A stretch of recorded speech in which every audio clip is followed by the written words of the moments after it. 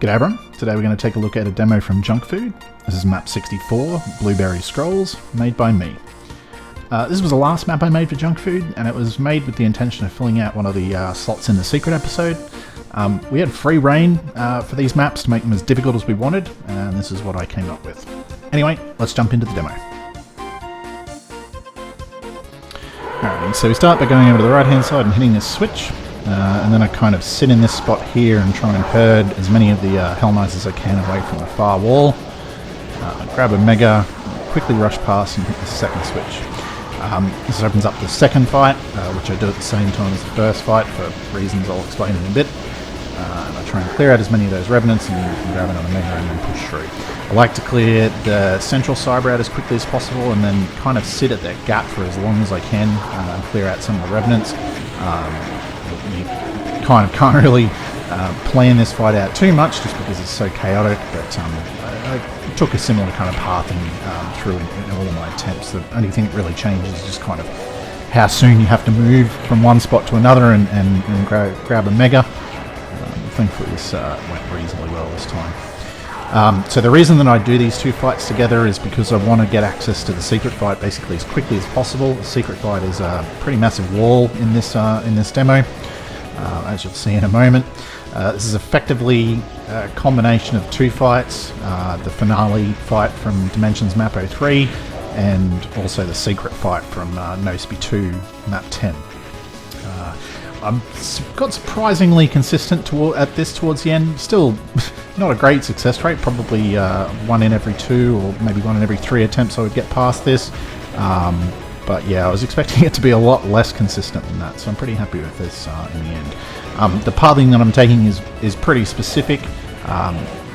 It's not guaranteed to keep you safe from rockets. There are times where you need to cross back into the Cyber Demon's paths, and depending on the rocket placement, you can just get unlucky and you just die. So it's, as I said, it's definitely not a consistent method of handling it, but it's surprisingly decent.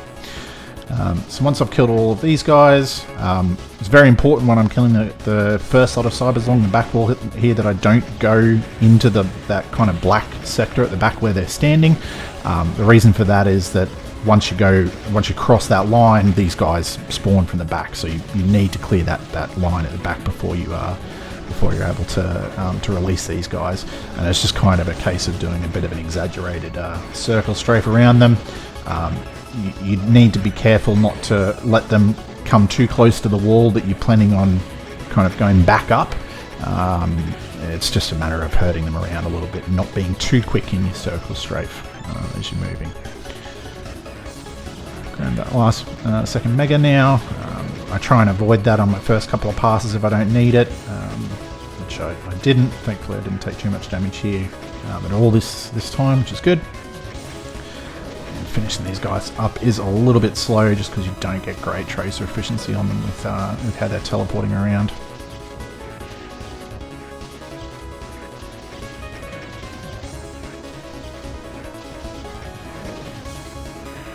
And now that they're dead, we can go back into the first area and finish up the remains of the first two fights, which is mainly just a bunch of cybers and a few Hell Knights.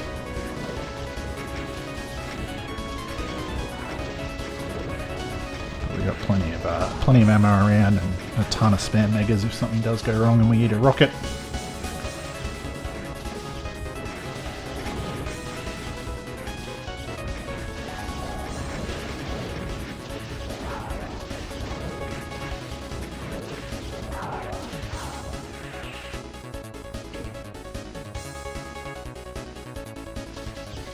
Now we got this little interlude. I was planning on putting a proper fight in this area, but I kind of ran out of time.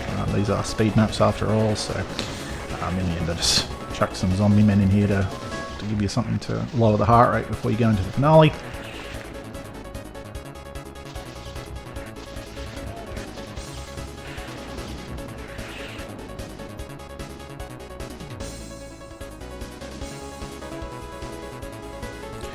Now, there's a couple of different ways that you can handle the finale. There are 4 cyber demons in this area that are set to ambush.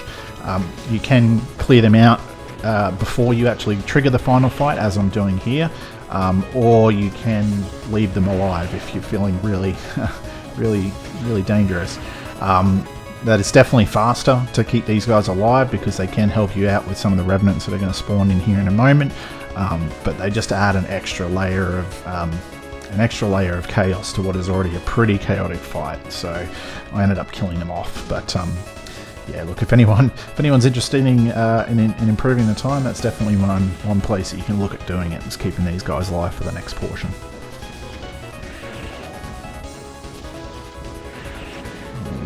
It's a bit slow on my second shot there, so I ate a rocket, but thankfully we've got a ton of health bonuses out here, and armor bonuses as well to heal ourselves up.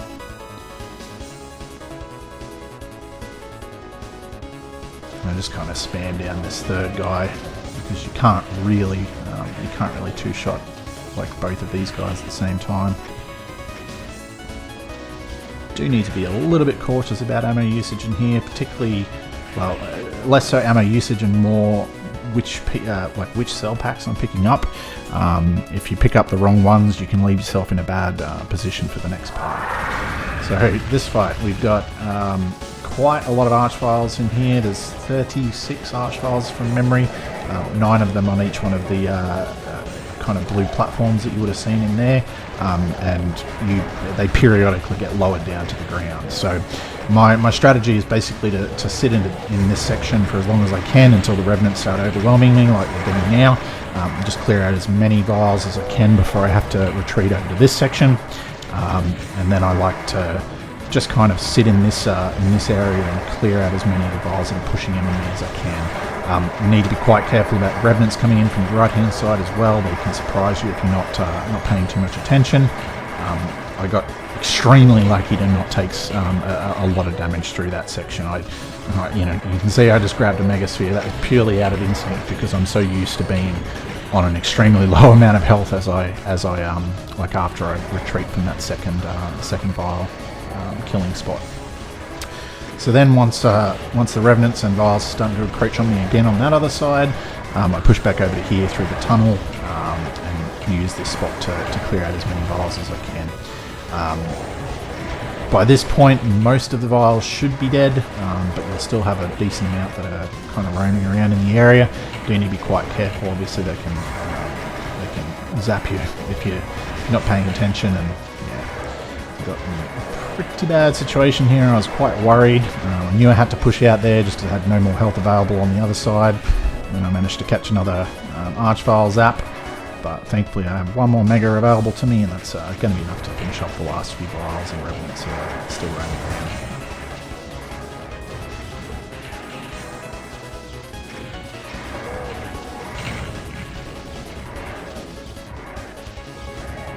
Last vial's dead.